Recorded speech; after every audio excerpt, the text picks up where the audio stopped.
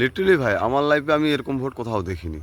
এই পশ্চিমবঙ্গের যে এবার যে ভোটটা হলো, এই ভোটটাতে মনে হয় 92.8%, মানে 93% সামথিং ভোট হয়ে গেছে। এত পার্সেন্টেজ হয়তো কোনোদিন ভোট হয় না। এটা আমি শুধু ভাবছি না, পশ্চিমবঙ্গে আরও জনগণও ভাবছে। আর তৃণমূল সবচেয়ে বরিষ্ঠ নেতা অনুব্রত মণ্ডলও ভাবছে এই কথা। ভোট কেমন হলো? আমার জীবনে ভাই এই ধরনের ভোট আমি দেখি নাই। এই 96, 97, 98% পোল। আরেকটা জিনিস, যদি কোথাও কোনো গন্ডগোল হচ্ছে মানে 12টার আগে, মানে এই বেলায় গন্ডগোল হচ্ছে তো পরের বেলায় অ্যাকশন, মানে বাহিনীদের কোনো ছাড় নেই। যেমন যেটা কুমারগঞ্জ বিধানসভা হয়েছিল, কুমারগঞ্জ বিধানসভার যে প্রার্থী তাকে মারা হয়েছিল ওখানকার জনগণ দিয়ে, তার পরের বেলায় সেখানকার 5 জনকে গ্রেপ্তার করেছে খুঁজে খুঁজে মুখ দেখে। এরকম ভোট হওয়ার জন্য নির্বাচন কমিশনকে অসংখ্য ধন্যবাদ জানায়। প্রথম দফায় যে 158টা সিট ছিল, সেই সিটের টোটাল ভোট কমপ্লিট হয়ে গেছে।